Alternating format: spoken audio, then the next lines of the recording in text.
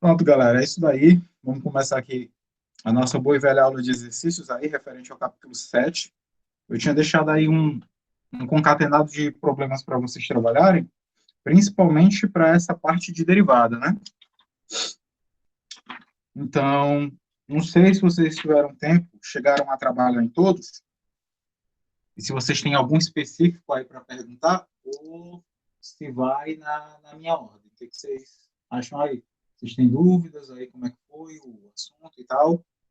Aí fica free, ou vocês têm algum aí, tem um interesse inicial de discutir?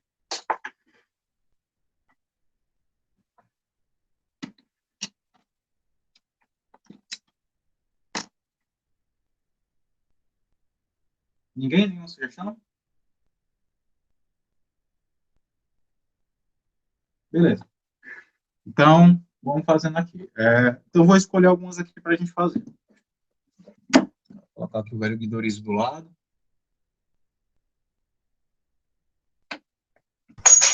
Odécio, faz igual a aula passada, numerar as páginas, aí você manda as fotos no grupo.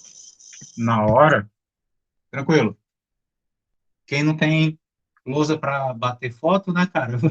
Improvisa. Saudades do presencial. Eu tô até com uma lousa, cara, aqui em casa, porque eu tô sem pincéis decentes, mas eu tenho uma lousa instalada aqui no escritório. Mas eu tô vestido feito mendigo, macho, aí passei nem perfume, passar cheiroso na gravação, aí não dá. Ó, para não dizer que eu não tenho livro de humanos, ó. E ele serve de calço de porta e para segurar a página do livro. Melhor função.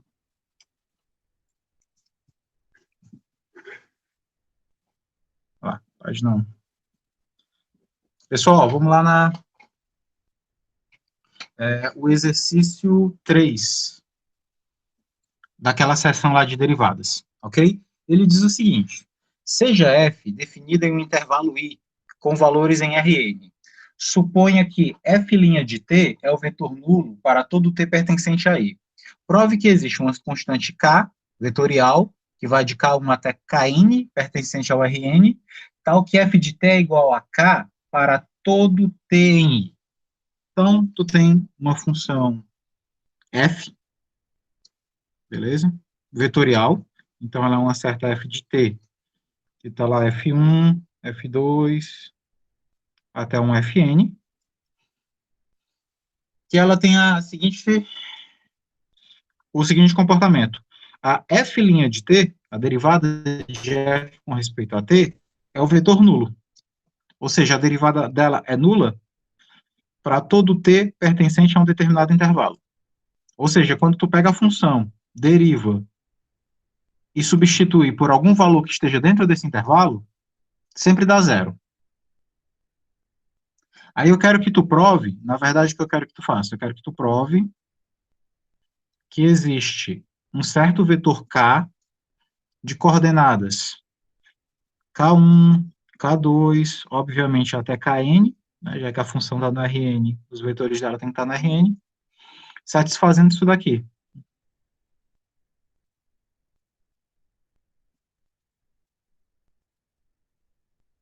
Pronto. Isso é o que eu tenho, isso é o que eu tenho, isso é o que eu quero que você conclua. Beleza? Na verdade, o que eu estou querendo que você conclua é o seguinte, que se uma função tem derivada igual a zero, então essa função tem que ser constante. Isso a gente já vê lá no cálculo 1, não é? Quando tu tem uma função cuja derivada é zero dentro de um intervalo, significa que aquela função é constante naquele intervalo. Beleza? E aí eu quero que você prove que isso daqui pode ser estendido vetorialmente. Ou seja, eu não preciso estar apenas da reta na reta, mas eu também posso estar da reta num espaço n-dimensional. Beleza? Então é isso que eu quero que você prove. Eu quero que você estenda o conceito de derivada constante em um espaço vetorial de dimensão finita. Bom, como é que eu provo isso daqui?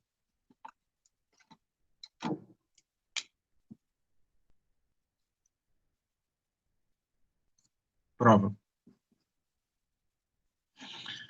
Bom, como é que eu provo que isso daqui é verdade? Bom, o que eu sei é que a minha função f tem essa cara, e que a derivada dela é sempre o vetor nulo. Mas quem é a derivada de uma função vetorial? Quem é a derivada de f? A derivada de f é a derivada de cada uma das suas componentes. Então, se a minha função f é f1, f2 até fn, então a derivada dela vai ser a derivada de f1, a derivada de f2, até a derivada de fn, beleza? Mas, por hipótese, essa derivada dá o vetor nulo. E o vetor nulo é aquele vetor que tem todas as suas componentes igual a zero, correto? Então, por um lado, a derivada é isso, a derivada de uma função vetorial é um vetor em que cada uma das suas coordenadas também é uma derivada. Por outro lado, eu estou dizendo que isso daqui é o vetor identicamente nulo, portanto, cada uma dessas coordenadas é necessariamente igual a zero. Bom, se eu tenho que esse vetor é igual a esse, então eles são iguais coordenada a coordenada, né? Então, o F1' é igual a zero, F2' é igual a zero, até que o Fn' é igual a zero. Então, isso daqui eu tenho aqui, F1' é zero, o F2' é zero, até que o Fn' é zero. Ou seja, cada uma das componentes deriváveis aqui é zero. Isso tudo dentro do mesmo intervalo, né? Dentro do intervalo de determinação I. E agora, eu sei que cada função dessa não é mais uma função vetorial. Cada função dessa já é uma função real. Cada uma dessas funções reais tem derivada igual a zero. Bom, se essa função tem derivada igual a zero nesse ponto, o que é que eu posso dizer sobre essa função? Se essa função tem derivada zero em todos os pontos, e ela é uma função real, então, pelo teorema do valor médio, isso daqui você precisa explicitar, que quem te dá a garantia desse fato é isso, né? Então, pelo teorema do valor médio, que vocês viram lá em cálculo 2, o que o teorema do valor médio diz? O teorema do valor médio diz que se tem uma função que ela é determinada em um intervalo, ou seja, ela vai de um intervalo AB na reta, e ela tem derivada nula dentro desse intervalo, então significa que ela é constante dentro desse intervalo. Isso que é o teorema do valor médio. Se eu tenho uma função definida no intervalo AB, que tem derivada igual a zero, nesse intervalo, significa que essa função é constante nesse intervalo. Então, pelo teorema do valor médio, se a f1 tem derivada zero, significa que f1 é constante. Se f2 tem derivada zero, f2 é constante. E assim por diante, até que se fn tem derivada igual a zero, então fn é constante. Então, pelo teorema do valor médio, temos que a f1 é constante. Então, essa f1 eu vou chamar de k1. A f2 também vai ser constante, porque a derivada dela deu zero. Então, a f2 vai ser um certo k2. Aí, agora eu estou nomeando as variáveis, posso fazer isso do jeito que eu quiser. Até que a fn também é constante, e eu vou chamar de kn. Então, aqui, eu posso garantir que existe um vetor k, cujas componentes são justamente cada uma dessas constantes aqui obtidas pelo teorema do valor médio.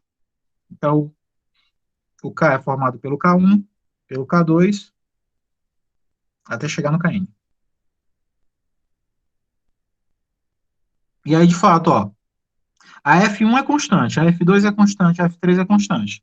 Então, teria isso daqui, ó, que o F1, F2, F3, até o Fn, que são essas funções, né, F1, F2, F3 até o Fn, são, respectivamente, o F1 é K1, o F2 é K2, o F3 é K3, e assim por diante, até eu chegar que o Fn é o Kn. Tirei essa igualdade vetorial, eu tirei dessa igualdade aqui. Só que F1, F2, F3 e Fn, F1, F2, F3 e Fn, é a própria Ft vetorial. E K1, K2, K3, Kn é justamente o vetor K. Então, aqui eu vou ter que esse lado esquerdo é a própria função f de t, e esse lado direito, de K1 até Kn, é o próprio vetor K. E aí eu cheguei à conclusão que eu queria. Eu provei que existe um vetor K, que tem essas coordenadas, e que satisfaz essa condição, que a função f de t nesse intervalo é sempre constante, sempre igual a ele. Dúvida?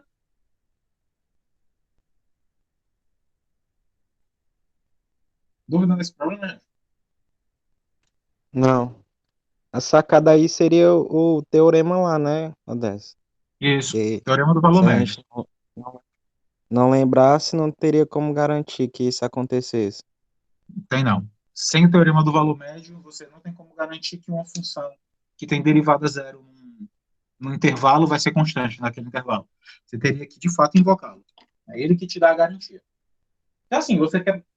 Uma coisa tem derivada zero, você quer garantir que ela é constante, você tem que invocar o teorema do valor médio. Porque, por exemplo, quem é a derivada do seno?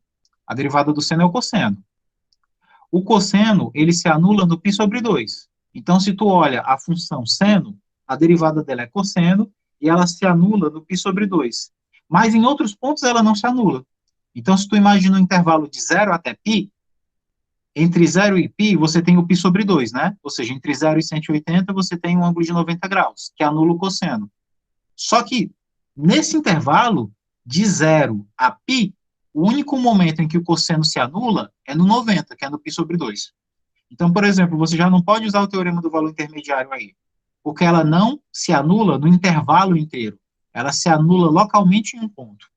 O teorema do valor médio garante que ela vai se anular ao longo de todo o intervalo. Todo ponto que você pega arbitrário no intervalo e substitui na derivada, a derivada dá zero. Ao contrário do cosseno, que ele só se anula localmente. Então, para ter essa garantia e não cair em contra-exemplos como esse, que eu apresentei para vocês agora, você precisa ter a certeza do teorema do valor médio. É ele que te dá essa garantia. Beleza?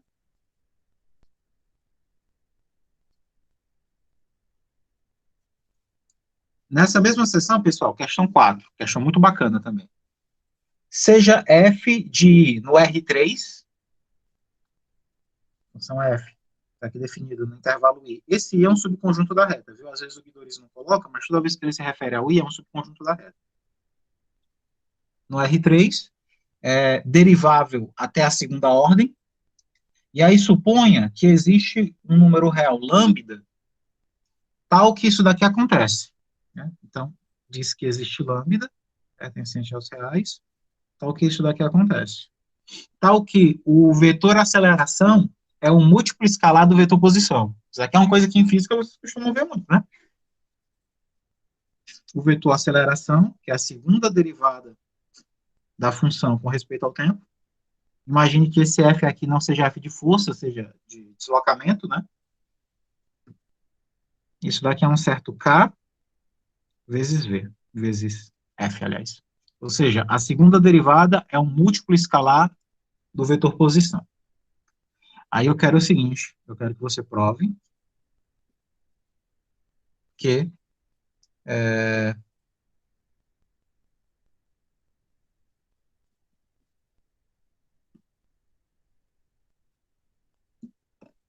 quero que você prove que f, produto vetorial com a derivada de f,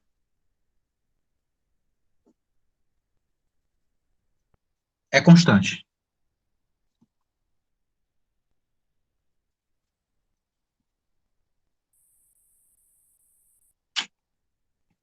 Pronto. Eu tenho uma função cuja segunda derivada é um múltiplo vetorial da própria função. Aceleração é um múltiplo escalar da posição. Então, eu quero que você prove que, nesse caso, o vetor posição é produto vetorial com o vetor velocidade, ele é constante. Como é que eu provo O que que um ele quer produto... realmente dizer aí, Odessa? Oi? Nessa segunda parte aqui, ó. Prove que o vetor F, produto vetorial, o que ele realmente quer dizer, que eu não entendi, não. Pronto. Então, o que é que geometricamente tu teria? Bom, suponha que tu tenha... Eu estou no R3, então eu vou colocar aqui lá no espaço.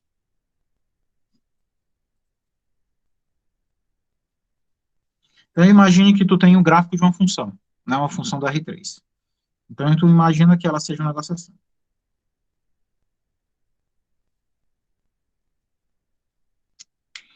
Aí tu tem o vetor posição. Vetor posição é esse vetor aqui, né? É o vetor que está descrevendo a curva. Aí tu tem a primeira derivada. A gente já viu que a primeira derivada, ela é tangente, né, ao gráfico da curva.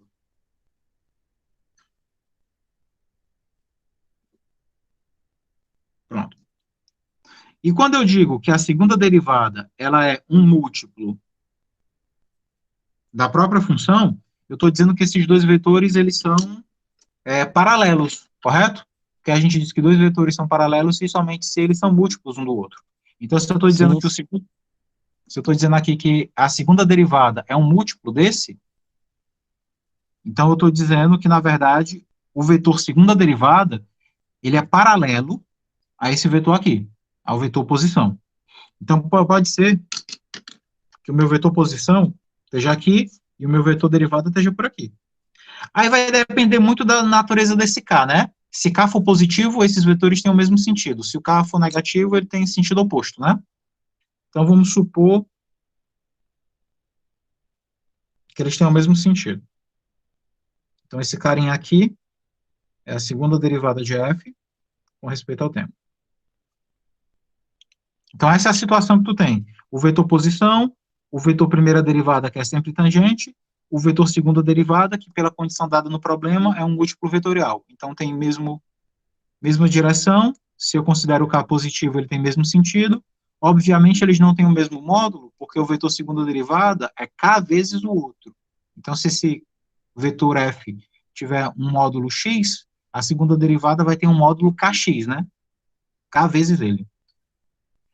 E aí, o que é que eu quero que tu prove? Eu quero que tu prove que o produto vetorial do F com a segunda derivada é constante.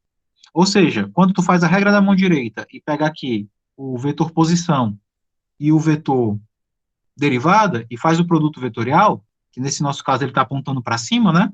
Se a gente fizer esse giro aqui, pelo produto vetorial ele vai dar para cima, significa que esse vetor ele aponta aqui para cima, e se a função f continuar a se deslocar aqui, o único vetor igual a ele vai ser quando ele estiver apontando para baixo. Então, eu não vou ter dois vetores aqui paralelos que têm o mesmo módulo, a mesma direção e o mesmo sentido. Cada vetor, ele é unicamente determinado pelo ponto onde ele se encontra. Então, quando eu digo que o produto vetorial entre a minha função e a minha derivada é constante, significa que o plano tangente a essa superfície é único. Imagina que tu tem uma esfera, aí tu pegou um ponto. Nesse ponto, tu chegou e pegou um plano. Ou seja, imagina que tu tem a esfera, imagina que tu pegou um ponto, e a esse ponto vem um plano. Que só corta, esse daqui é a esfera, que nós chamamos de S3, isso daqui é um plano alfa. Imagine que teu plano, ele só cortou a tua esfera em um ponto. Se tu pegar outro ponto e fizer o mesmo processo, e tenta buscar um ponto aqui, o vetor normal desse plano, N1, ele é paralelo ao vetor normal desse outro plano, N2, mas eles nunca vão coincidir. Ou seja, você tem os vetores normais com mesma direção e mesmo sentido, só que nunca serão iguais. O vetor normal de um sempre vai ser diferente do vetor normal do outro. É isso daqui que está sendo dito nesse problema. Pelo menos geometricamente é isso que está sendo dito. Para resolver não tem nada a ver, mas geometricamente é isso que está acontecendo. Beleza? beleza, valeu, Odessa. E aí outra coisa que vocês podem pensar é que o potencial aqui é constante, né? Porque o potencial em física não é justamente o produto vetorial do deslocamento pela velocidade. Então, estou dizendo que o potencial aqui desse movimento, né, desse movimento tridimensional, esse potencial é constante. Agora, como é que a gente prova que o produto vetorial é constante? Bom, para a gente provar que qualquer coisa é constante, basta que a gente prove que a derivada dele é zero, né? Foi o que a gente fez no exercício anterior. O exercício anterior, além de estender um conceito natural do cálculo de uma variável para o cálculo vetorial, ele nos dá uma condição necessária e suficiente para eu provar que as coisas são constantes. Então, é uma coisa constante se somente se a derivada em todos os pontos dela é zero. Então, eu quero provar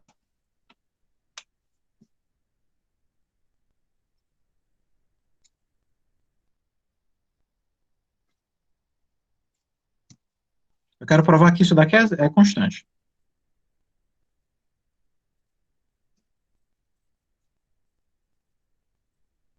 Quero provar que isso daqui é constante. Claro, isso daqui é um vetor, né? Que é um produto vetorial gera um vetor. Isso é vetor, produto vetorial gera vetor. Então, isso daqui vai ser constante se e somente se, pelo resultado anterior. Aquele resultado anterior, pessoal, pode ser conhecido como o teorema do valor médio para funções vetoriais. Então, isso daqui vai ser zero, vai ser constante, aliás, se somente se a derivada desse produto vetorial for o vetor nulo. Então, pronto, para eu provar que isso é constante, basta que eu prove que essa derivada aqui é zero. Vamos lá. Como é que eu calculo a derivada de um produto vetorial? Então, vamos fazer aqui. Vamos pegar aqui a f, produto vetorial com f'. Agora, para facilitar a anotação, eu vou colocar f'. Vamos derivar isso daqui. Que é a derivada do produto vetorial? Deriva o primeiro, vetorial segundo, mais, repete o primeiro, vetorial derivada do segundo. Não é isso que tem lá na parte teórica lá do Guidorizi? Para derivar o produto vetorial, deriva o primeiro, então deriva o primeiro, que seria f', produto vetorial com o segundo, que já é f', mais, repete a primeira, que é f, produto vetorial com a derivada da segunda. Como a segunda era a primeira derivada, quando eu derivo de novo, vai dar a segunda derivada, correto? Então, isso daqui vai dar a segunda derivada.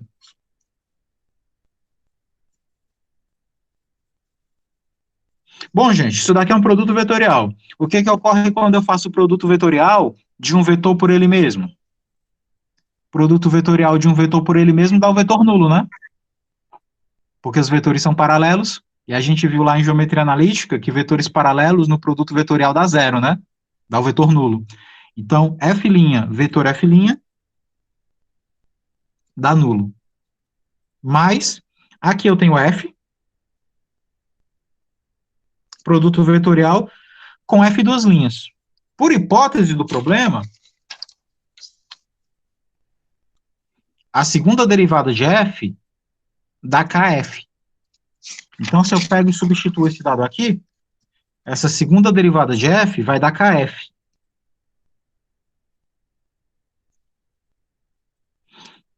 Então, isso daqui é o vetor nulo, que não me interessa.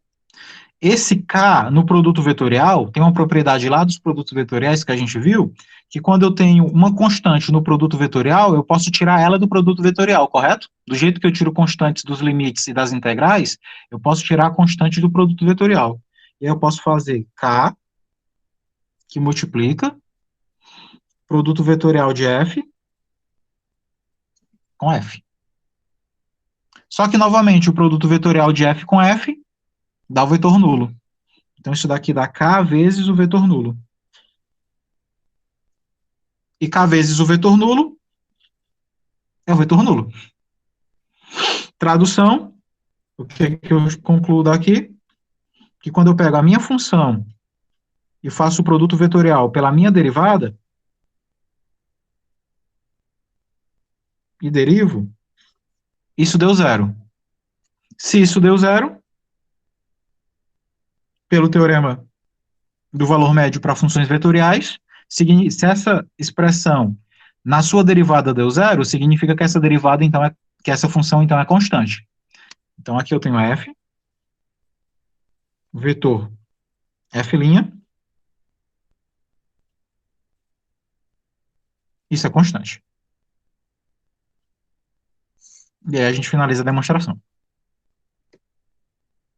Deu para entender aí, pessoal? Como é que é a jogada? Como é que foi a jogada? Deu sim. A ideia é, quero provar que uma coisa é constante, provo que a derivada dela é zero. O teorema do valor médio me garante que ela vai ser constante sempre que a sua derivada for zero em todos os pontos. Beleza?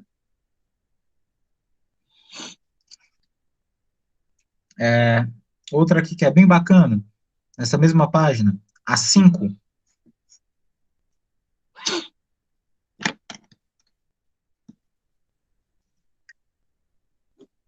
Questão 5 diz o seguinte: suponha que você tem uma função R da reta no R3, diferenciável até segunda ordem, e que tenha a seguinte característica. Eu tenho uma função aqui R, vetorial, que vai dar reta no R3, cujo seu módulo não é constante, mas ele funciona como um arco invertido de parábola, ou seja, como um ramo de hipérbole. Obviamente, para t maior ou igual a zero. Então, tem uma função que tem essa característica. O módulo dela é a raiz quadrada de t para todo t maior ou igual a zero. Primeira coisa que eu quero é que você prove que a derivada de R com respeito ao tempo, produto interno, com a derivada de R com respeito ao tempo, ou seja, o produto interno da derivada por ela própria, ela é menos o vetor R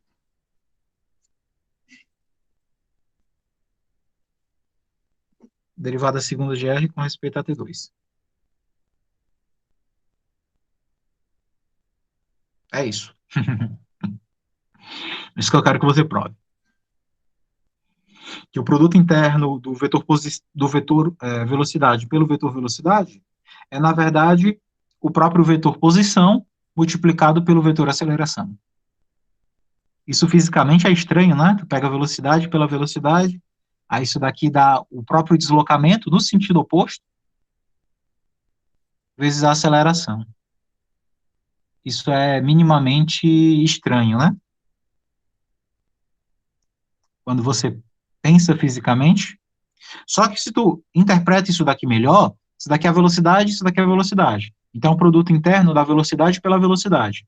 Isso daria a norma da velocidade ao quadrado, correto? O produto interno dele por ele mesmo dá a sua norma ao quadrado. Então, aqui é a norma ao quadrado. Isso daqui é a aceleração.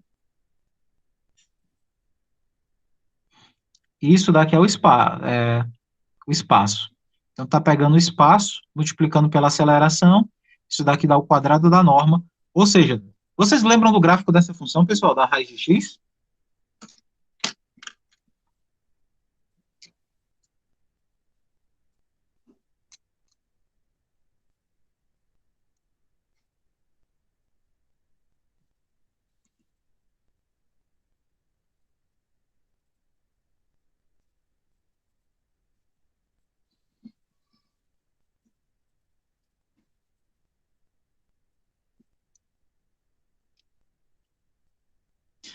Se fosse x ao quadrado, ela seria parábola, né? Voltada para cima. Como ela é raiz de x, ela é a função inversa da x ao quadrado. Então, ela tem essa projeção aqui. Entretanto, o que a gente está observando é apenas para t maior do que zero. Então, basicamente, tu estaria pegando isso daqui, ó. Esse pedaço aqui. Bom, então tu está pegando o vetor velocidade, que é o f'. F' não, né? No caso, R'. E aí estaria calculando o tamanho dele, que é o R' interna R'.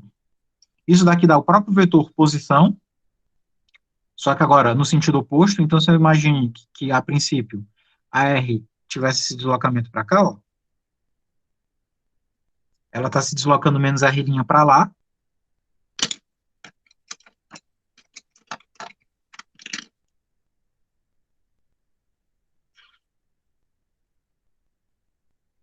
menos R' para lá. Ou seja, eu estou percorrendo ela, em lugar de estar percorrendo ela para cá, eu estou voltando ela para a origem, como um múltiplo da própria aceleração. Então é isso que está ocorrendo aí no movimento, né?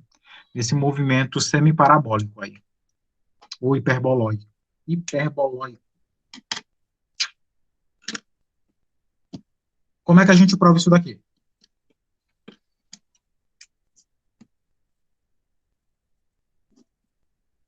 Pessoal, foi dado o seguinte, foi dado que o módulo de R é raiz de t. Aí o que eu vou fazer? Elevando ambos os lados ao quadrado, eu vou ter assim, o módulo de R ao quadrado é igual a raiz de t também ao quadrado, correto? Por um lado, quem é o módulo de um vetor ao quadrado? O módulo de um vetor ao quadrado é o produto interno desse vetor por ele mesmo, correto? O módulo ao quadrado é o produto interno de um vetor por ele mesmo.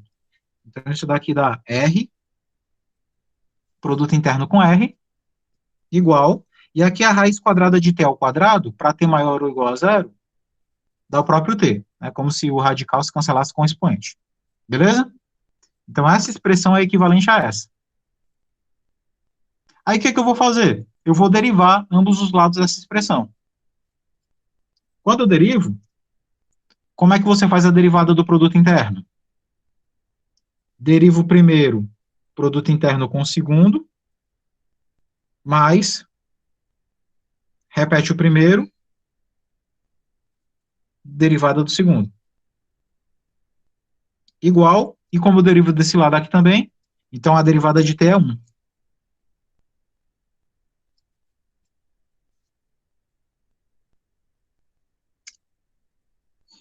Beleza, moçada?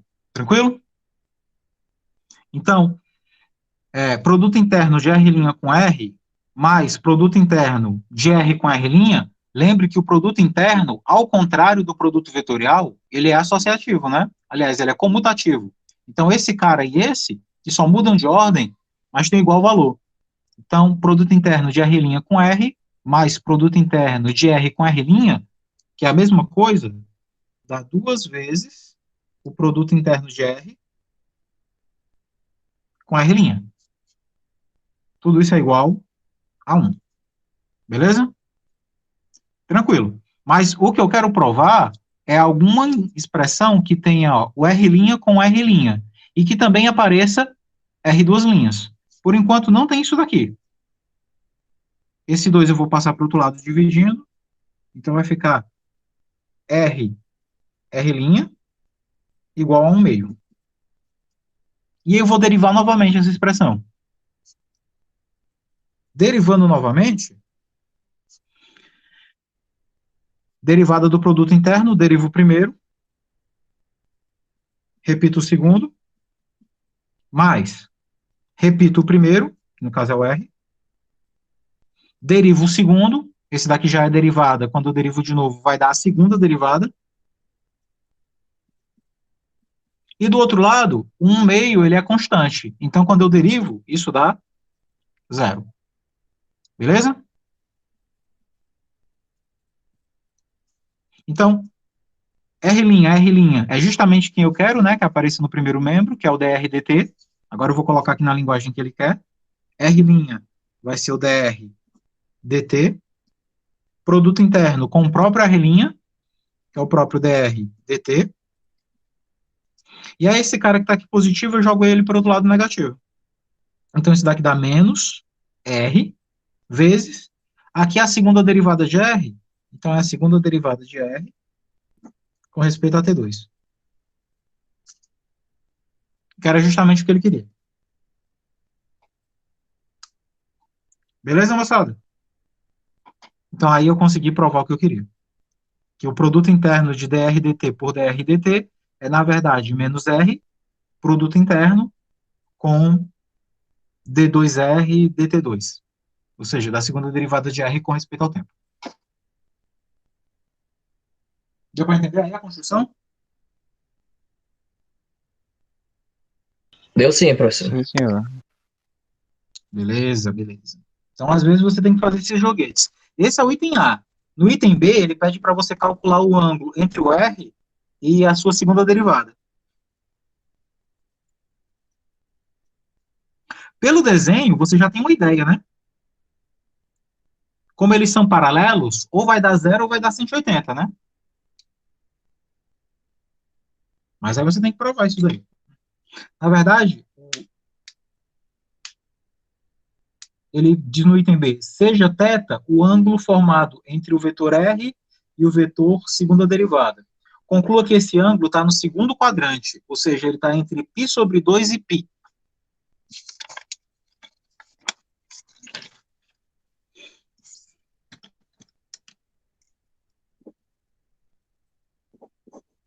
Eu cheguei a comentar acho que era com o pessoal da matemática que não tinha feito analítica, que talvez eles pudessem fazer o cálculo 3 sem muita dificuldade. Agora eu vejo que eu estava contando uma mentira grande, né? Não tem como entender essas coisas, não. Não tem como. E fazer um curso de geometria paralela ao curso de cálculo 3 é ilógico. Então, ó, o θ, pelo que a questão falou, ele é o ângulo entre o vetor R e a segunda derivada de R com respeito a T2. Eu quero que você prove isso daqui, que o θ está entre π sobre 2 e π. Como é que eu calculo o ângulo entre dois vetores, pessoal? Como é que se calcula ângulo entre dois vetores? Pelo menos uma forma mais conhecida.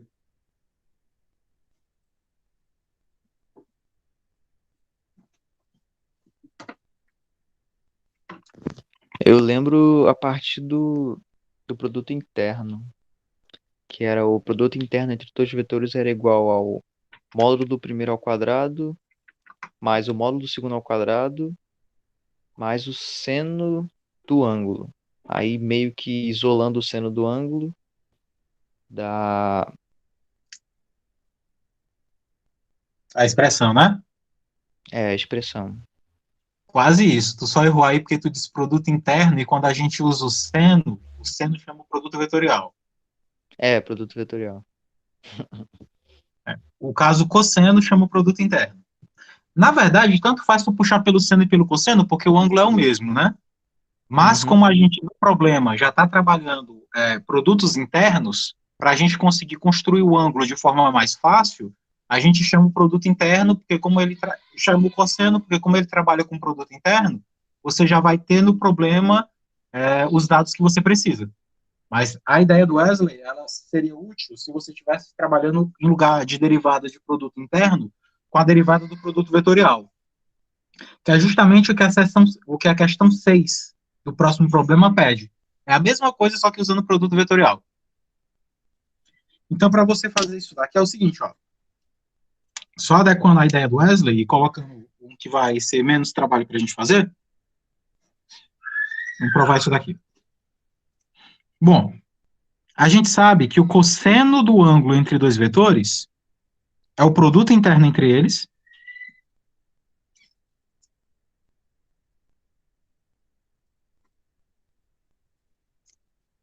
dividido pelo produto dos seus módulos.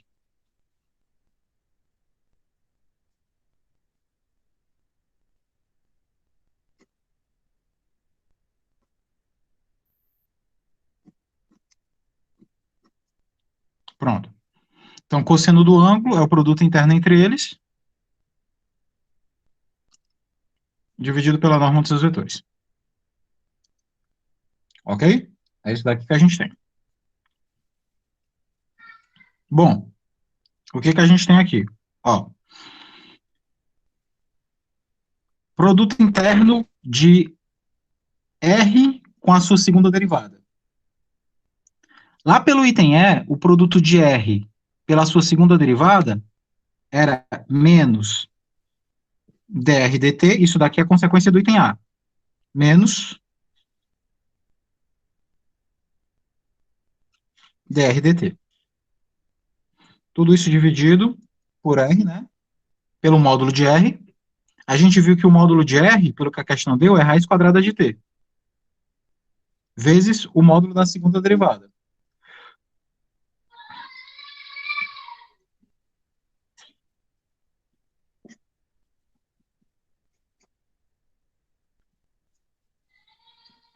Beleza. Aqui em cima, menos. Então, ó, o produto interno de drdt por drdt, o produto interno de um vetor por ele mesmo, é a sua norma ao quadrado, né? Então, isso daqui vai dar a norma de drdt ao quadrado, dividido pela raiz de t, vezes norma de d2r dt2. Isso daqui é positivo, isso daqui é positivo, isso daqui é positivo. E aí o quociente entre positivos é positivo. Mas como eu tenho um sinal de menos aqui, então isso daqui eu concluo que é menor do que zero. Ou seja, o cosseno do meu ângulo, ele é menor do que zero, ou seja, ele é negativo. Pela trigonometria, se a gente vai lá no ciclo trigonométrico,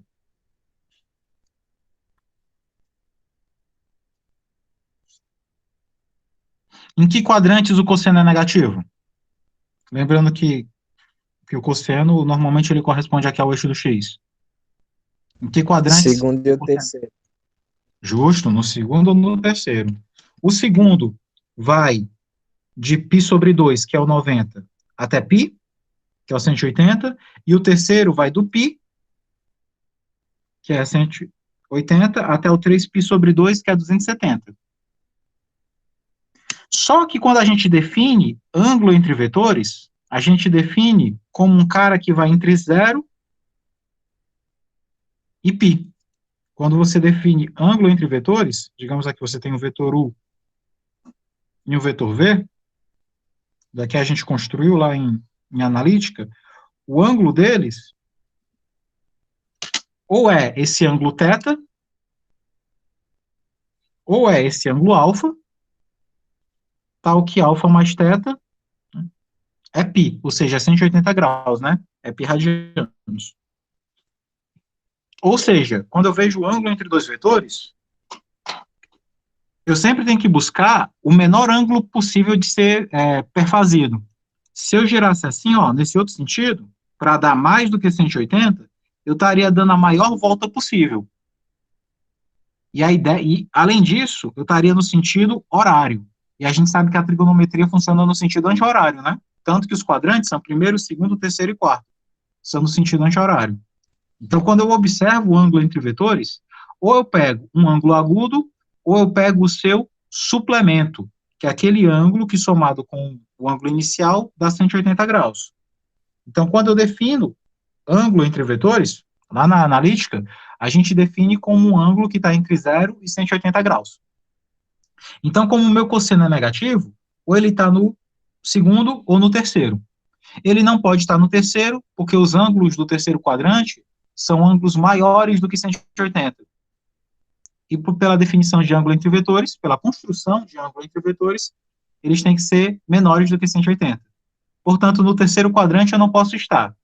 Portanto, esse meu ângulo tem que estar no segundo quadrante. E se ele está no segundo quadrante, ele está entre π sobre 2 e π. Que é o que você precisa provar. Que está entre π sobre 2 e π. Está entre π sobre 2 e π. Beleza? Deu para entender aí a construção, negado? Ô, Décio, você pode só explicar essa transição da primeira fórmula para a seguinte, logo na caneta vermelha aí. Aqui. Exatamente. Aqui é a fórmula do ângulo entre vetores, né? Usando o produto interno, o ângulo entre dois vetores, o cosseno do ângulo entre dois vetores é o produto interno entre eles, dividido pelo produto dos seus módulos, beleza? Beleza. A passagem daqui para cá é o item A. O que é R produto interno com R2? Pelo item A, ó, R produto interno com a sua segunda derivada, tinha um sinal de menos aqui, aí eu passei ele para o outro lado. Então, quando eu pego R produto interno com a sua segunda derivada, dá menos a sua derivada primeira, produto interno com a sua derivada primeira. Então, eu usei o que eu provei no item A para substituir aqui em cima. Então, daqui para cá, eu usei o item A. Beleza? Beleza, era só isso aí que eu queria saber de onde é que tinha saído. Beleza. E esse módulo de R está no enunciado. O módulo de R, pelo que a questão falou, é a raiz quadrada de T. E aqui, o produto interno da derivada de R pela derivada de R, quando eu pego o produto interno de um vetor por ele mesmo, dá o seu módulo ao quadrado. Esse sinal de negativo, ele persiste porque ele já veio de outra expressão. Aí esse cara de cima é positivo, porque está ao quadrado. Como t é um número positivo, a raiz quadrada de t é um número positivo. Então, isso daqui também é positivo. Isso daqui é um módulo, também é positivo. Então, todos os caras envolvidos são positivos. Mas como tem um sinal de menos que precede a expressão, então ele vai ficar negativo. Se ele é negativo, ele é menor do que zero. Por isso que eu concluo que o cosseno do ângulo entre esses dois vetores está menor do que zero. Tranquilo? Tranquilo. Beleza. Nessa mesma sessão, pessoal, você tem o exercício 8, que já é um exercício bem mais físico mesmo. A gente vai fazer alguns exercícios de derivada, mas depois eu tenho que fazer uns exercícios de integral com vocês, né? De integral e de comprimento de ar. Pra gente poder fechar essa sessão. Questão 8. Questão 8 é o seguinte. Um ponto se move no espaço de modo que a sua velocidade em módulo é constante. Prove que o produto interno entre a velocidade e a aceleração é nulo. Então, tu tem um corpo cujo módulo da sua velocidade é sempre constante. Eu quero que você prove, então, que isso faz com que o produto interno da sua velocidade pela sua aceleração seja sempre zero para todo t, para todo momento. Significa que se o módulo da velocidade é constante, então a velocidade e a aceleração sempre serão perpendiculares. É isso que esse problema está lhe dizendo. Se tu tem um movimento no qual o módulo do vetor velocidade é sempre constante, então o vetor velocidade e o vetor aceleração, eles são sempre perpendiculares entre si. Como é que você prova isso?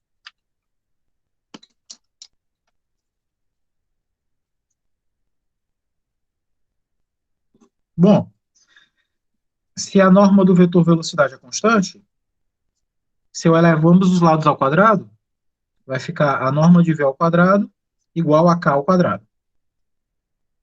Só que a norma de v ao quadrado é o produto interno de v com v, correto? A norma ao quadrado de um vetor é o produto interno desse vetor com ele mesmo.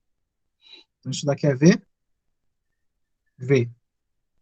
VV igual a k quadrado. K quadrado.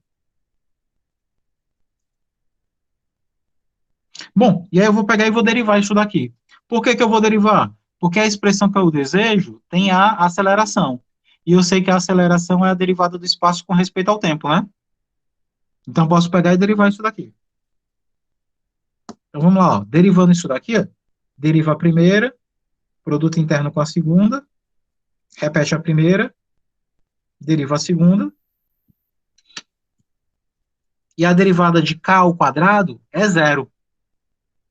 Porque k é constante, né? Então, a derivada de constante, independente de ao quadrado ou não, vai dar zero. Só que aqui, a derivada da velocidade é a aceleração. Então, aqui, derivada da velocidade, produto interno com a velocidade, então vai ser a aceleração, produto interno com velocidade, mais aqui, velocidade, produto interno com aceleração, que é a derivada da velocidade e aceleração, igual a zero. Como o produto interno ele é comutativo, então aceleração, produto interno com velocidade é a mesma coisa que velocidade, produto interno com aceleração.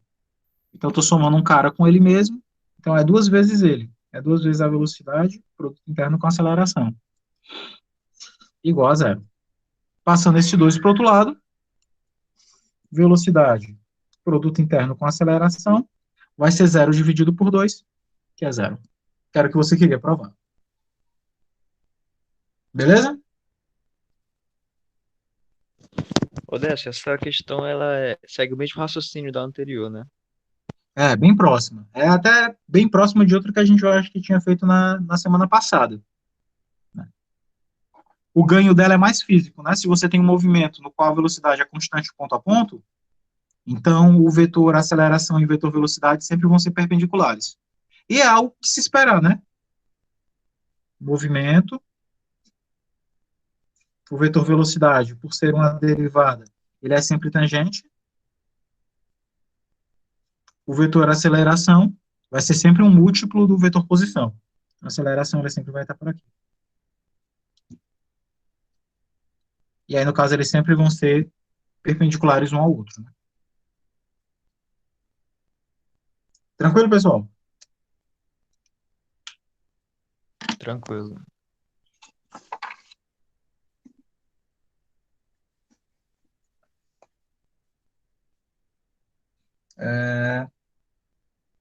Uma aqui que é relativamente bem bacana de fazer, que é a questão 9.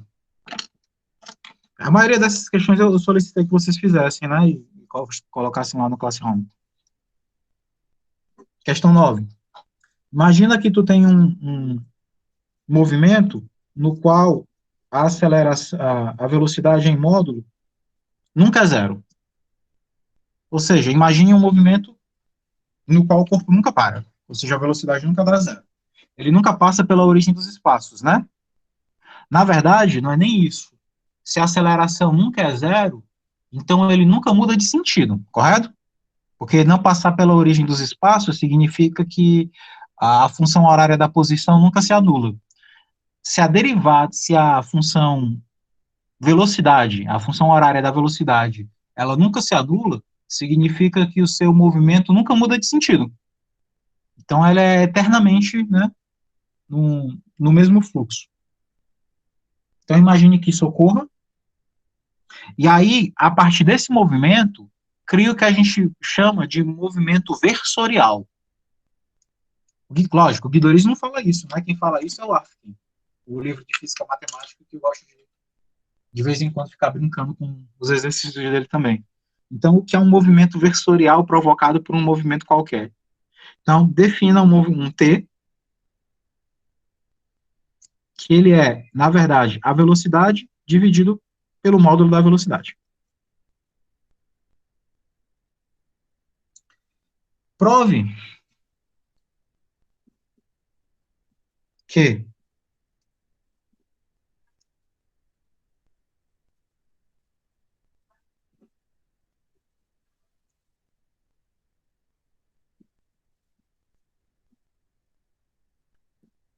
pronto.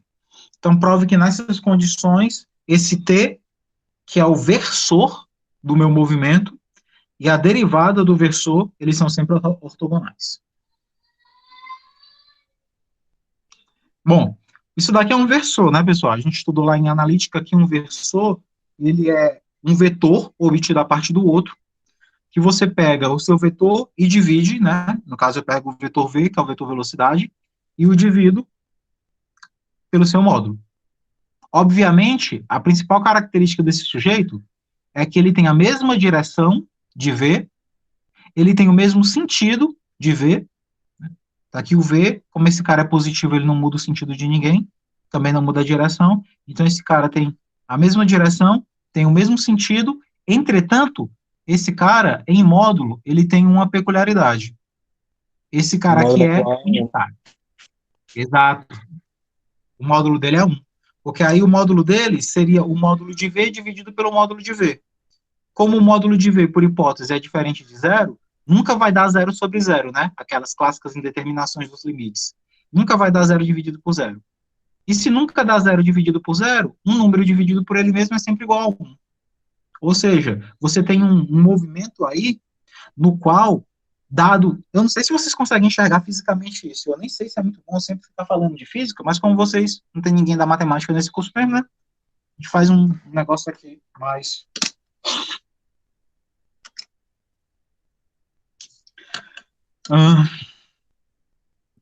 imagina que tu tem um movimento. Aí esse movimento, ponto a ponto, ele tem uma velocidade que é tangente à trajetória. Mas aí tu não consegue ter uma previsibilidade desse movimento, porque às vezes a velocidade é muito grande.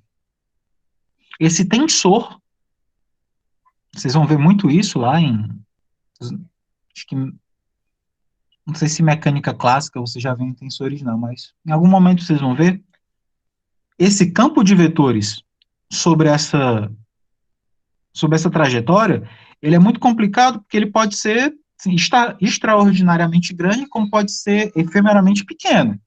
Então é complicado você ficar manipulando esse campo vetorial, porque tu não tem uma ideia se esse cara aumenta, diminui, se esse movimento é progressivo ou retrógrado, você não sabe como é que a aceleração dele vai funcionar ponto a ponto. Aí o que tu faz? Tu, a partir desse movimento, tu mantém a trajetória,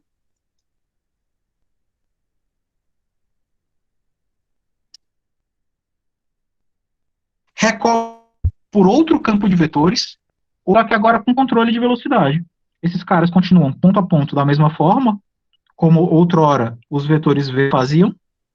A diferença é que agora eles estão sendo comandados por um campo de vetores T totalmente unitário. Então, tu recobriu o teu movimento por um campo de vetor unitário. Agora é mais fácil tu ter uma previsibilidade com respeito ao potencial, à energia cinética, ao torque, né? Imagine que esse corpo aí, em algum momento, ele gire, e aí você precisa fazer o torque desse cara. Quando você vai fazer o torque, vocês sabem qual é a definição de torque, não sabe?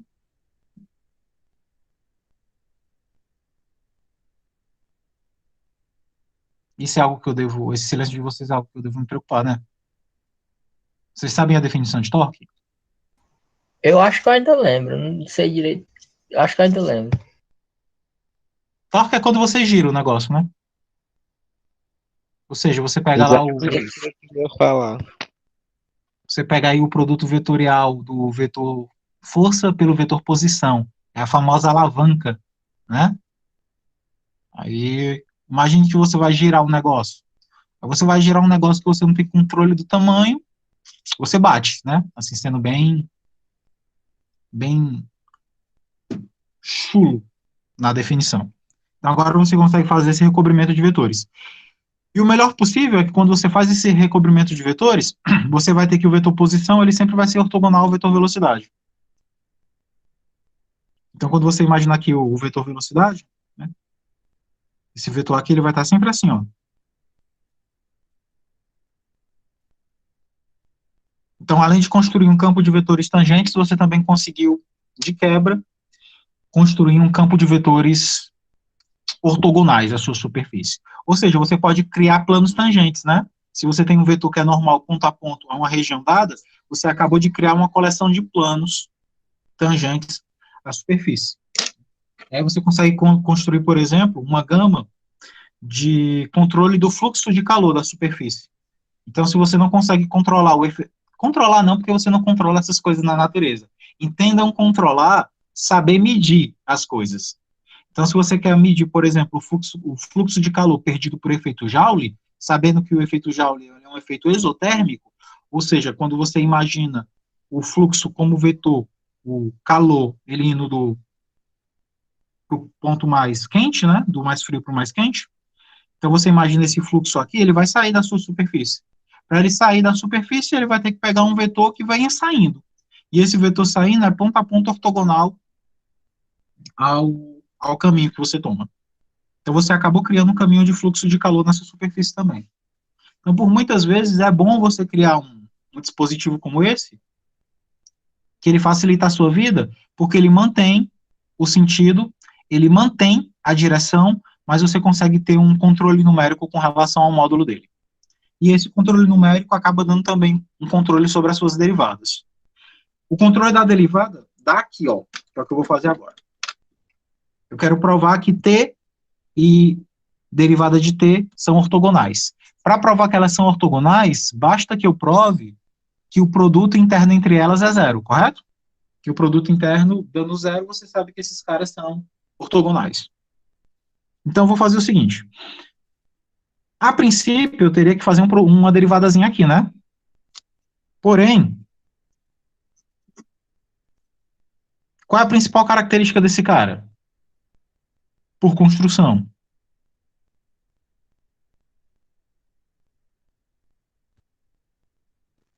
Módulo, ele é unitário, né? É unitário. Então, módulo de T é 1. Se módulo de T é 1, o seu módulo ao quadrado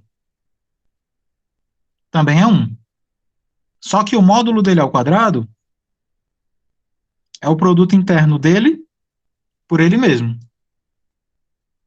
que dá 1. Derivando ambos os lados, pela regra, né? Deriva, repete, repete, deriva, e a derivada de 1 é 0. Como isso daqui é comutativo, então derivada vezes ele dá 2 vezes a derivada produto interno com ele. Isso é 0. Portanto, isso daqui vai dar T, produto interno com T', dando 0. Que é justamente o que você queria, né? Você queria provar que ele e a sua derivada são ortogonais. Ou seja, ele, produto interno com a sua derivada, dá 0. Acabou o problema. Beleza?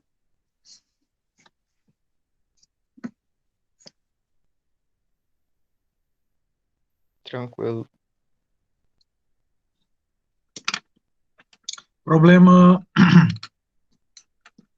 11 dessa mesma seção. Sejam f e g definidas e diferenciáveis no intervalo i com valores no Rn. Suponha que para todo t pertencente a um certo intervalo, a derivada de f coincide com a derivada de g. Então, tu tem uma função vetorial f, uma função vetorial g, ambas definidas no intervalo i contido na reta até o Rn, tal que a derivada da f, nesse intervalo, ponto a ponto, coincide com a derivada da g. Aí eu quero que você prove que existe um vetor C constante de coordenadas C1 até Cn, tal que o F seja igual a G mais esse vetor. Para todo T, né? Pertencente ao intervalo I, que é o intervalo onde essas funções estão bem definidas. Isso é a mesma coisa que a gente faz em cálculo 1, né? O que você está dizendo aqui? Você diz lá no cálculo 1 que se duas funções têm a mesma derivada, significa que essas duas funções são iguais a menos de uma constante. Ou seja, ou elas são perfeitamente iguais, ou a diferença de uma para outra é uma constante. Beleza? Então, eu quero que você estenda isso para um caráter vetorial. Ou seja, se eu tenho duas funções que têm o mesmo vetor tangente em todos os pontos, então essas funções têm o mesmo gráfico, exceto por uma translação. Então, o que isso geometricamente me diz?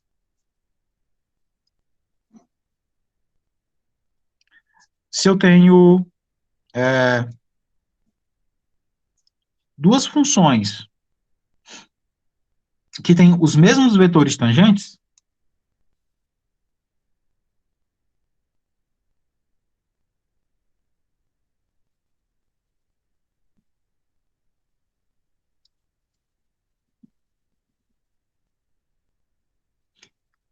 ou seja, o vetor tangente dessa é igual a essa. O vetor tangente dessa é igual a essa.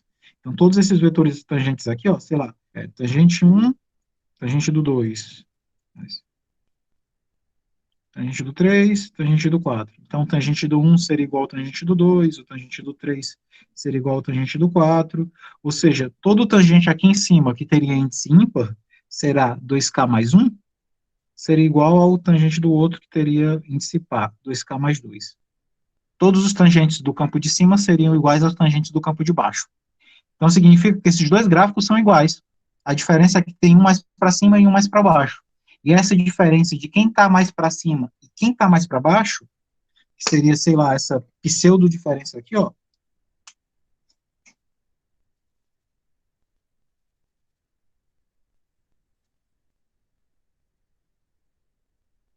seria justamente esse tal C que ele se refere. Significa que tu tem um gráfico que ele está muito embaixo. Aí tu pega um vetor e faz com que esse vetor suba todos os pontos. Vocês lembram lá que em geometria analítica a gente viu a ideia do que vem a ser um deslizamento, que é quando tu pega um ponto, soma ele com um vetor, e isso leva ele em outro ponto. Você faz algo do tipo P, que é um ponto, mais um certo vetor U, e leva ele num certo ponto Q. O que isso geometricamente está me dizendo? Está me dizendo que eu estou pegando um ponto, estou fazendo esse ponto escorregar na direção desse vetor, e quando ele termina esse deslizamento, ele chega em outro ponto Q. É como se eu estivesse fazendo isso. Eu tenho a função f, aí pego todos os pontos da função f, colo elas no mesmo vetor, que é o vetor c, e subo. Faço o vetor c subir com todos os pontos da f. Quando todos esses pontos da f sobem, e ficam a essa nova altura c, quando eu reconstruo o gráfico da função, eu obtenho o gráfico da g, que é perfeitamente, né,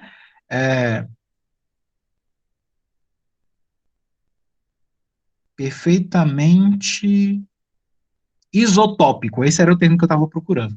Ele é perfeitamente isotópico ao gráfico da f, a diferença é que ele está um pouquinho mais alto. Então, isso se dá por conta disso daqui, né, da soma, que a gente viu lá em analítica, soma de ponto com vetor. Que a gente sabe que, algebricamente, não tem sentido nenhum, né? Pegar um ponto que não tem dimensão, somar com um vetor que tem dimensão, sei lá, 1, e dar um negócio que dá dimensão 0, de novo. Aritmeticamente, é loucura, né? 0 mais 1 dá 0. Mas, geometricamente, faz todo sentido do 1. Tá pegando um ponto, deslizando ele sobre um vetor, mandando ele para outro ponto, e quando tu recupera esse conjunto dos novos pontos criados por essa isotopia, por essa translação, o novo gráfico gerado é idêntico ao gráfico anterior. A diferença é que ele só está mais alto. Beleza? Deu para entender aí o que isso está querendo me dizer?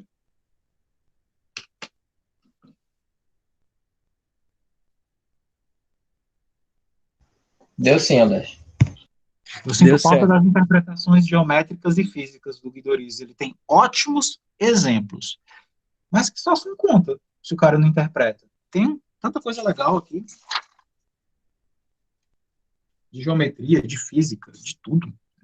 Enfim, não tem livro perfeito não, né? Se existisse livro perfeito, eu estava desempregado. Não rola.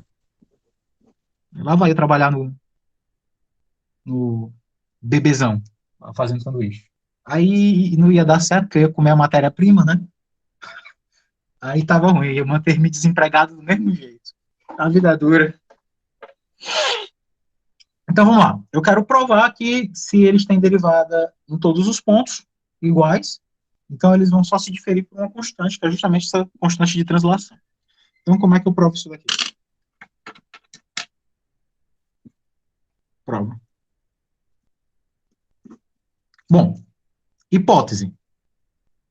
Derivada da f coincide ponto a ponto com a derivada da g. Bom, nós sabemos que a derivada da f é um vetor formado pelas suas derivadas. Da mesma forma, a gente sabe que o vetor derivado de g é um vetor formado pelas suas derivadas coordenadas. Beleza? Bom, então vou fazer agora o seguinte. Defina um certo funcional h, uma certa função vetorial h, que ela justamente mede a diferença entre a função f e a função g. Então aqui, propositalmente eu coloquei h para a gente ter esse entendimento de altura, né? Então imagine que h seja um funcional definido pela diferença entre f e g, ponto a ponto, que meio que ele mede a diferença de f e g. Digamos que eu queira calcular a derivada de h. A derivada de h seria a derivada de f menos g, correto? Só que a derivada da diferença é a diferença das derivadas. Então, a derivada de f menos g seria a derivada de f menos a derivada de g. Porém, por hipótese, a derivada de f é igual à derivada de g. Então, derivada de f menos derivada de g é, na verdade, a derivada de f menos a derivada de f, já que a derivada de g também é a derivada de f. Derivada de f menos derivada de f é zero. Conclusão, a derivada de h é nula. E pelo teorema do valor médio das funções vetoriais que a gente provou em alguns exercícios atrás, se a derivada dessa função vetorial é zero em todos os pontos, então essa função, que tem derivada igual a zero, é constante. Agora eu só pego e chamo constante o que eu quero. Vou chamar essa constante de C, que é para ela ficar com a mesma cara do problema. Podia chamar ela de K, só que lá no meio do problema eu ia ter que provar que o K é igual ao C. O K que eu inventei é igual ao C que ele pede. Então, estrategicamente, eu já vou chamar do que ele quer. Vou chamar de C, constante. Então, se a derivada de H é zero, significa que H é uma constante. Mas quem é H? A H, pelo que eu defini, é F menos G. Então, isso daqui vai ficar F menos G igual a essa certa constante C. Passando o G para o outro lado e mudando de sinal, a F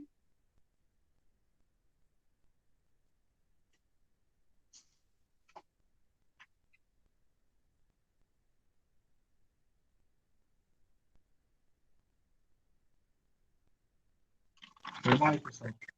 Taquei aqui o cotovelo no notebook que estava gravando. Então, a F vai ser a G somada com C. Que é o que a questão pede, né?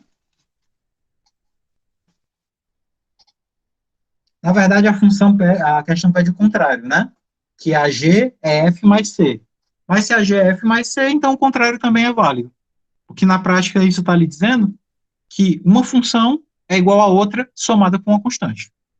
Para ficar bem bonitinho, no lugar de ter feito F menos G, era só eu ter feito G menos F. E aí teria ficado exatamente com a cara do problema. Mas os resultados são análogos. A construção é a mesma. Beleza? Deu para entender a solução desse problema? Deu sim, Odessa. Beleza, beleza.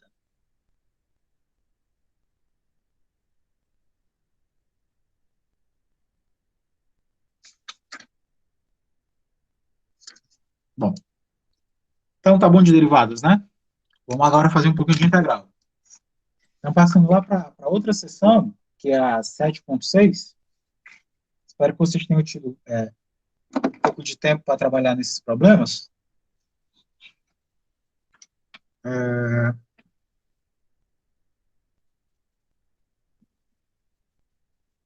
7.6. A questão de número 3 dessa sessão. A que a gente estava vendo, então, era 7.5, né? Logicamente.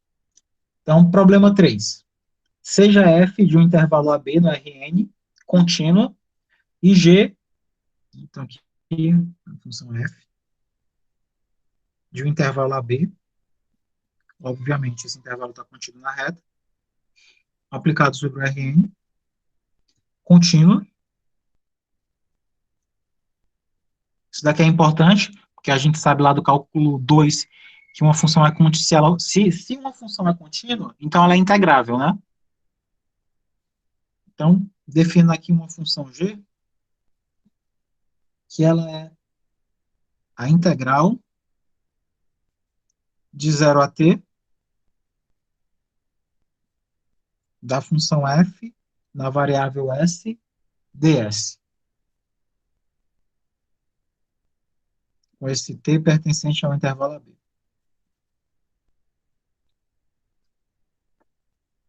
Aí eu quero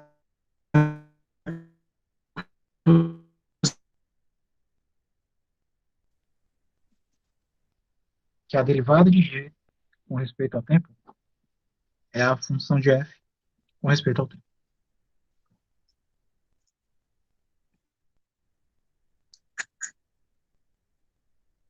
Vocês viram lá no curso de cálculo 2 como é que se calcula derivadas de funções integrais?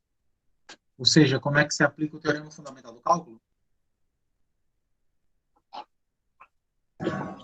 Odécio, eu não entendi, o áudio tá cortando. Vocês aprenderam lá no cálculo 2 como é que se deriva funções integrais, funções que, na verdade, são definidas por uma derivada?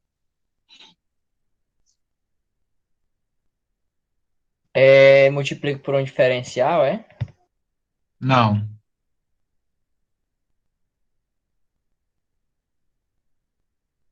Não tô lembrado não dessa. Acho que não. Beleza. Então, a primeira coisa que você tem que lembrar aqui é o que nós chamamos de teorema. É porque, assim, o teorema fundamental do cálculo, que normalmente todo mundo lembra, é aquele que você utiliza para calcular integrais, né? Então, tu tem uma função, aí tu integra. Aí tu encontra outra função. Aí, como tu tem os limites de integração, né, lá na integral, né, a integral, sei lá, de 2 até 3, aí tu primeiro substitui o 3, na função que tu encontrou, aí depois substitui o 2, e depois subtrai os valores, não é isso que vocês fazem? Sim. Pois é, existe uma versão um pouco mais rebuscada desse negócio, que é como você deriva funções que são definidas por um integral. Então, imagina que tu tem uma integral. Essa integral vai gerar uma função. Aí tu quer derivar o resultado dessa integral. Tu não precisa integrar e depois derivar. Tu pode simplesmente derivar direto sobre a integral e o teorema fundamental do cálculo te dá a cara da função sem precisar ter feito a derivada, a integral antes. Isso é o teorema fundamental do cálculo, né? Usado para calcular derivadas de funções definidas por uma integral. Lógico, não é só isso, mas a gente pode pensar dessa forma. Então, como é que você prova isso daqui? Bom, eu sei que a g é a integral da f. Então, vou escrever isso daqui. G de t é a integral de 0 a t da f. Fs ds. Mas eu sei que a função f, ela é uma função em que todas as suas coordenadas também são funções. Então, isso daqui é como se fosse a integral de 0 a t da f1, f2, até fn ds, que é o diferencial, né? Pelo que a gente sabe, a integral da função vetorial, ou seja, a integral do vetor, é um vetor formado pelas integrais. Então, é como se essa integral entrasse em cada uma das coordenadas. Então, é como se eu fizesse assim, ó. O vetor vai ser integral de 0 a t de f1 ds, integral de 0 a t de f2 ds, e assim por diante, até a integral de 0 a t de fn ds. Beleza? Só fiz puxar a derivada para dentro de cada uma das entradas do vetor. O que a questão quer é que eu prove que a derivada da g dá a própria f. Então, vamos derivar a g. Derivando aqui o meu lado esquerdo, se eu tenho a g, então a derivada dela vai ser dg dt. E agora, eu vou derivar o lado direito, eu vou derivar cada uma das integrais. Bom, gente, se eu derivo cada uma das integrais, o que é que acontece? Como eu sei que derivar e integrar, a grosso modo, é como se eu tivesse operações opostas, por exemplo, tu pega x ao quadrado. Quem é a integral de x ao quadrado? X ao cubo sobre 3. Aí deriva isso. Quem é a derivada de x ao cubo sobre 3? O 3 desce, fica 3x ao quadrado, né? Como embaixo tem 3, o 3 que desceu com o 3 de baixo corta, e ela volta a ser o x ao quadrado do início. Então, quando eu tenho a derivada da integral, a integral meio que upa a função, e a derivada vem e faz com que ela volte ao que ela era. Então, se eu tenho aqui, ó, a integral de f1, você vai construir uma função. Só que quando eu derivo, essa função é desconstruída e volta a ser a f1. Então, a derivada dessa integral vai dar a própria f1. A derivada dessa integral vai dar a própria f2. E assim por diante. E a derivada da integral da fn dá a própria fn. Mas aí quem é f1, f2 até a fn? É a própria função f do início do problema. Só que agora ela deixa de estar na variável s, porque a variável s era apenas a variável referente ao diferencial de integração. Como eu já integrei essa função e associei ela à variável t, essas funções aqui obtidas não são mais funções em variável s, e sim funções em variável t. Então, essa coleção aqui de funções formam a função f, só que não mais aplicada na variável s, e sim na variável t. E aí você conclui que a derivada de g com respeito ao tempo é a própria função f na variável t. Deu para entender aí, pessoal, como é que foi a construção? Deu sim, Odécio. Ô, Décio, só uma pergunta aqui. Manda. A gente tinha falado nos exemplos anteriores que para a gente comprovar a conta lá, a gente fala que usou o teorema do valor médio. Então, nessa questão aqui, só, só dá para admitir mesmo que a derivada de uma integral já volta para função inicial lá.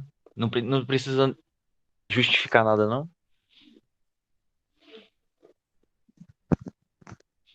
Precisa. TCF, Teorema Fundamental do Cálculo. Você precisa usar esse argumento. Daqui para cá, só é verdade porque você usa o Teorema Fundamental do Cálculo para cada uma das coordenadas. Cada coordenada é uma função real. E como elas são funções reais, para cada uma delas funciona o Teorema Fundamental do Cálculo. E aí o Teorema Fundamental do Cálculo nos diz que se você vai fazer a derivada em uma função definida por um integral, então a derivada dessa função integral é a própria função na nova variável. Então, no caso, como a nova variável seria a variável t, então a f1, a f2 até a fn são funções de t. Mas eu só consigo ter essa garantia que a derivada da integral da própria função quando eu invoco o teorema fundamental do cálculo. Ele me dá essa garantia que a derivada da integral da própria função. Eu precisaria invocar o teorema fundamental do cálculo para ter essa garantia. Beleza? Tranquilo. Depois vocês têm que dar uma olhada, galera, para esse negócio de teorema fundamental, de derivar funções definidas por integrais. Porque essa daqui é a chamada versão fraca. Existe a versão forte do teorema fundamental do cálculo, que é, ao invés de tu ter limite de integração assim, constantes ou lineares, esses limites de integração são outros funcionais, tipo seno, cosseno, um polinômio, um logaritmo, um exponencial, alguma coisa do tipo. Aí a cara da derivada muda.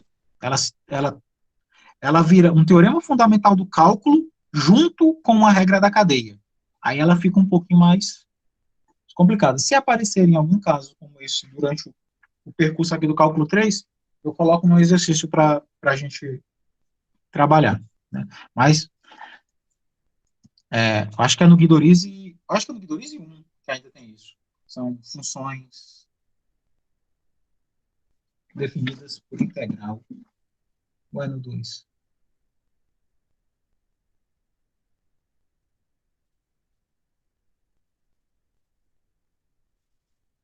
É no volume 2, viu? É nesse volume que vocês têm aí, é o capítulo 2. Função dada por integral. Teorema fundamental do cálculo, existência e continuidade das primitivas. Capítulo 2. Era bom dar uma olhada, até mesmo para um futuro, principalmente lá em cálculo vetorial. Beleza, vamos aqui. Questão 5 dessa mesma sessão. Uma aplicação de física e bem... Na verdade, eu vou fazer a 4, que é o que define, e a 5, que é um resultado muito legal.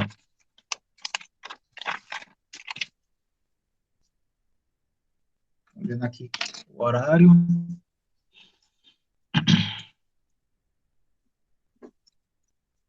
Questão 4.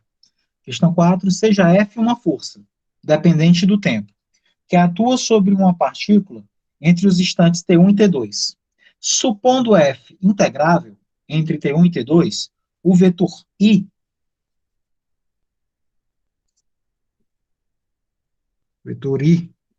definido pela integral de T1 até T2 da função F, que é a função força,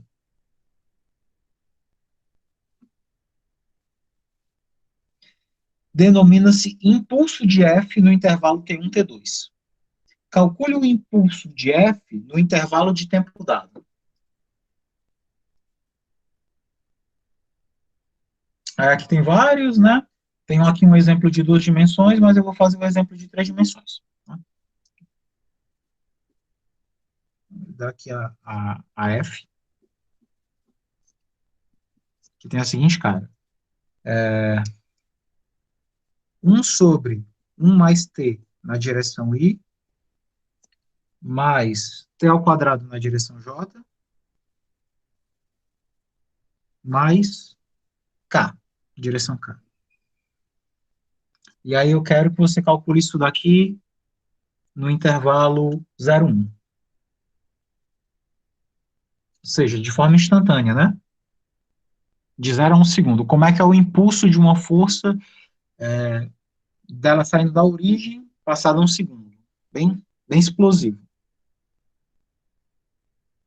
Bom, então, o impulso, pelo que foi definido no problema, ele é a integral de T1 até T2, no nosso caso, a integral de 0 até 1, da função f.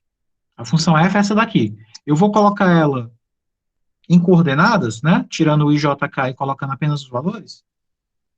1t, t quadrado. Como aqui só tem a direção k, então é 1, correto? dt. Agora vamos calcular essa integral. Quem é a integral de 1 sobre 1 mais t?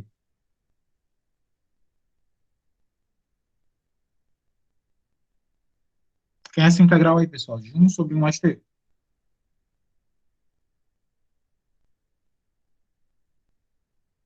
Alguém lembra dessa de cabeça?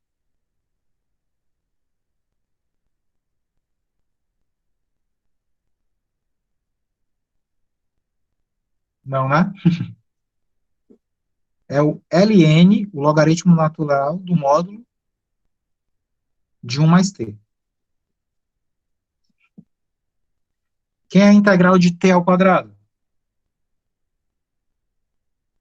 Integral de t ao quadrado é t cubo sobre 3. E a integral de 1, que é a integral da constante, é t. Tudo isso aplicado de 0 a 1, correto?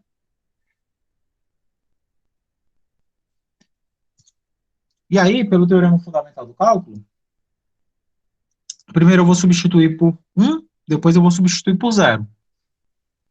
Então vai ficar, ó, substituído por 1, logaritmo de 1 mais 1, vai dar o logaritmo de 2. Substituindo aqui por 1, 1 ao cubo sobre 3, dá 1/3. E substituindo aqui por 1, dá 1. Menos, lembra que o teorema fundamental do cálculo, você aplica o limite superior, depois o limite inferior. Aí isso daqui vai dar logaritmo de 1 mais 0, que é o logaritmo de 1. T ao cubo vai dar 0 ao cubo sobre 3, que vai dar 0. E aqui, substituindo por zero, dá zero. Bom, gente, a gente lembra que o logaritmo de 1 dá zero, correto? Então, na verdade, aqui é 0, 0, 0. Se aqui é 0, 0, 0, o resultado já vai ser esse daí. Logaritmo de 2, 1 terço, 1. Esse é o seu vetor impulso nesse intervalo. Logaritmo de 2, 1 terço e 1. Beleza? Dúvida?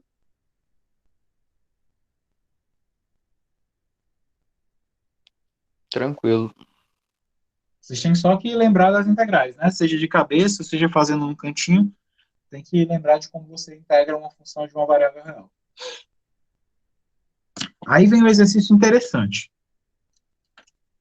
O exercício interessante é esse daqui, exercício 5 da mesma sessão. Suponha F uma força resultante que atua no instante T sobre uma partícula de massa m que se move no espaço. Mostre que o impulso de F no intervalo de tempo T1, T2 é igual à variação da quantidade de movimento. Isso é, ele quer que você prove que o impulso é mv2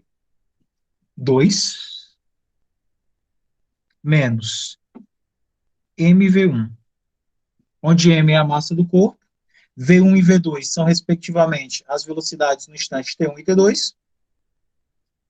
E é isso. Prove isso daqui. Isso daqui vocês já devem ter visto em alguma das mecânicas, né? Vocês estão na mecânica 3, né? Isso daqui, na verdade, significa dizer que o impulso é a massa vezes o vetor ΔV, né? Que é o V2 menos V1. Então, o impulso é isso. Ou seja, que nesse caso o impulso é igual à variação da quantidade de movimento. É isso que é pedido de vocês. Como é que eu provo isso daqui? Uma questão bem física mesmo, né?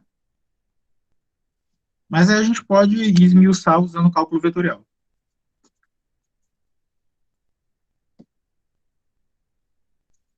Vamos lá.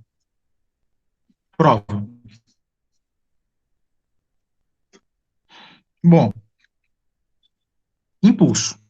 Eu sei que o impulso é integral de T1 até T2 da força foi definido no problema anterior.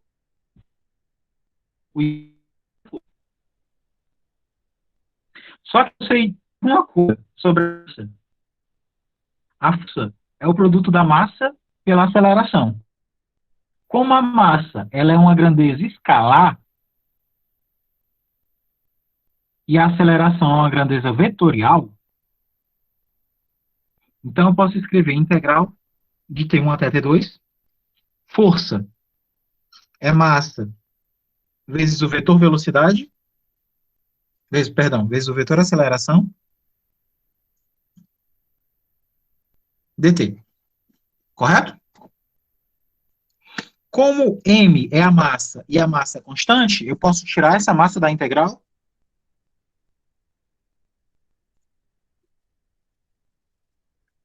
Vocês estão me ouvindo aí, moçada?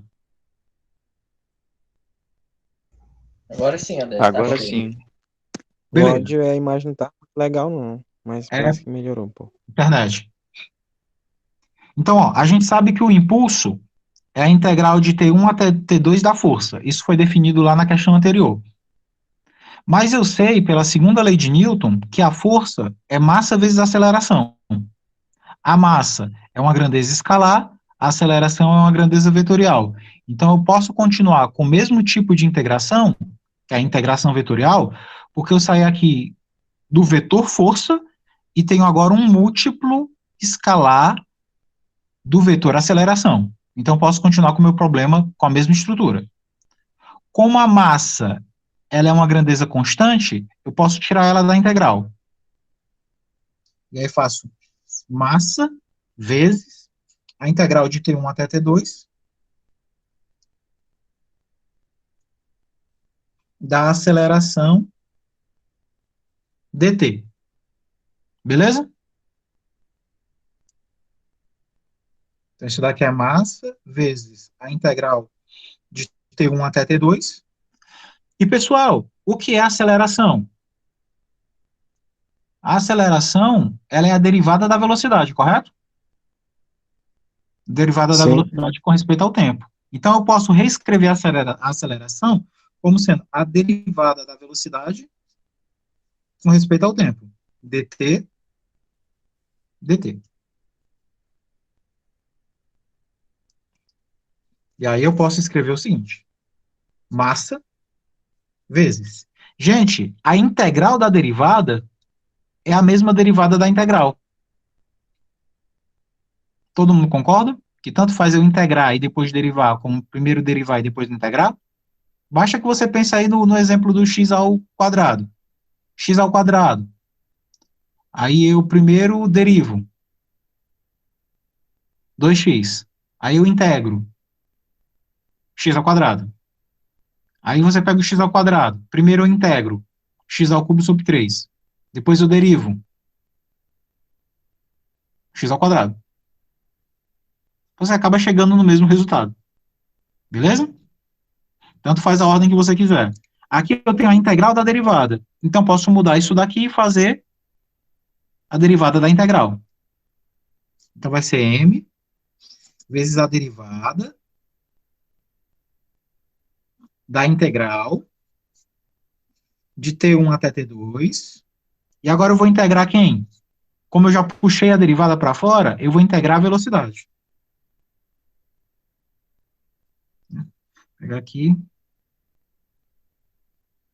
Integral da velocidade, dv, dt. Tranquilo? Então, isso daqui vai dar massa. Oi? Nada, não, esquece. Beleza. Aqui eu tenho ó, a derivada da integral. Pelo teorema fundamental do cálculo, quem é a derivada da integral?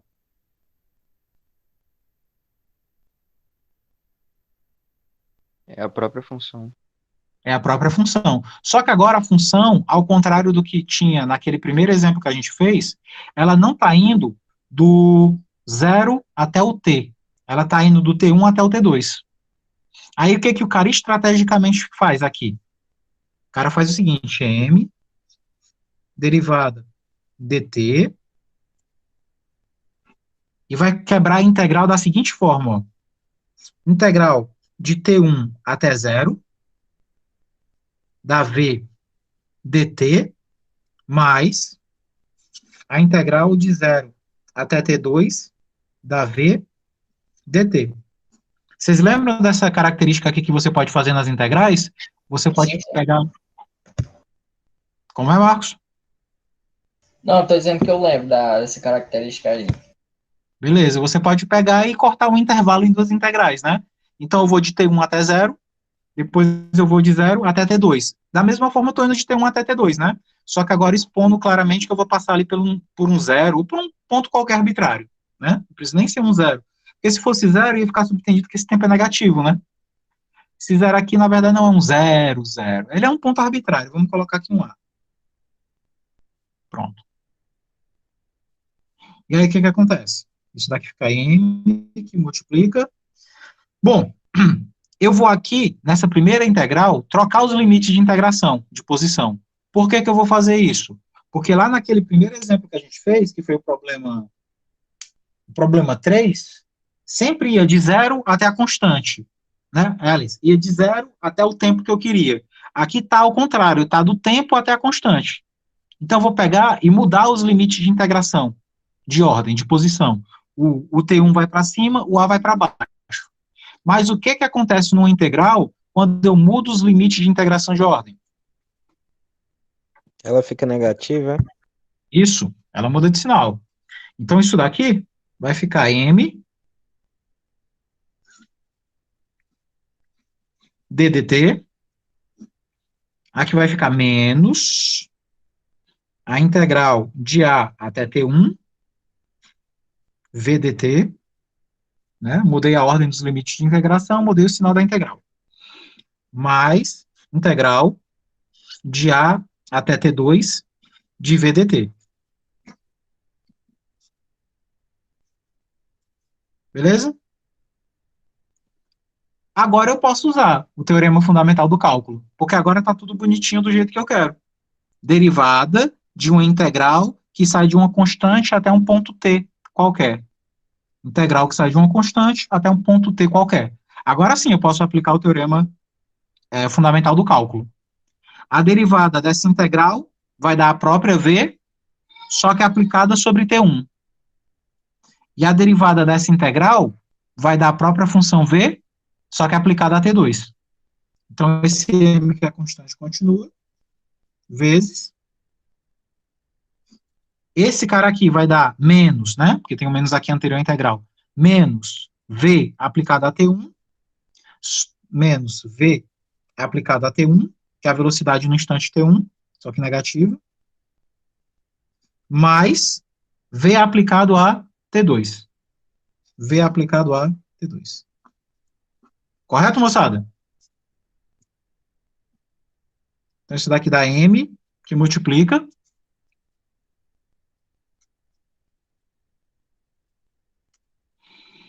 V aplicado a T1 é a velocidade no instante 1. V aplicado a T2 é a velocidade no instante 2. Então, isso daqui vai ficar, colocando aqui na frente, né, o positivo, vai ficar V2, que é a V aplicada no instante T2, menos V1, que é a velocidade aplicada no instante V1. Que é justamente o que ele queria provar, né, que o impulso. Aí é só distribuir, né, para ficar com a cara que ele quer. M vezes V2 é MV2 menos M vezes V1 é MV1, que é a quantidade de movimento no momento 2 menos a quantidade de movimento no momento T1, na velocidade V1. E aí, pessoal? Entendido? Entendido. Sim. Beleza. Então tá aí provado que o impulso é realmente a variação do momento linear, né? Da quantidade de movimento. Beleza?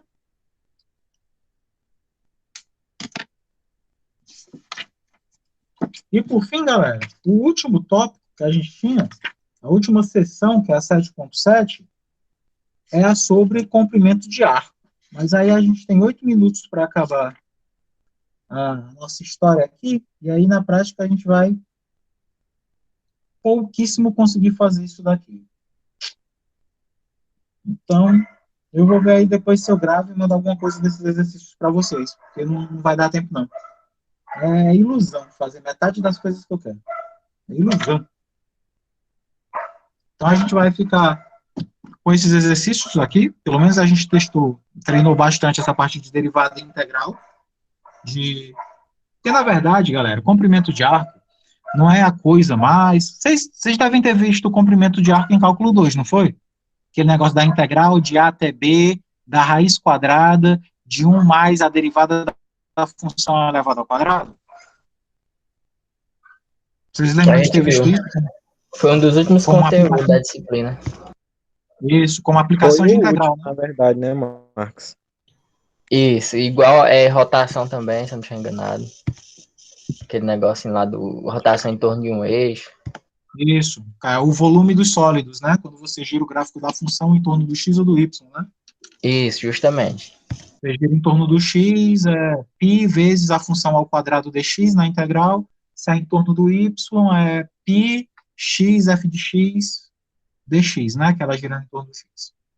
O invólucro cilíndrico e a casca esférica, né? Os dois métodos. Acaba sendo uma aplicação aqui também. A diferença é que você tem uma outra fórmula. Você vai derivar a sua função vetorial, vai jogar numa fórmula e vai calcular uma integral. A maioria dos problemas de comprimento de arco são nesse sentido.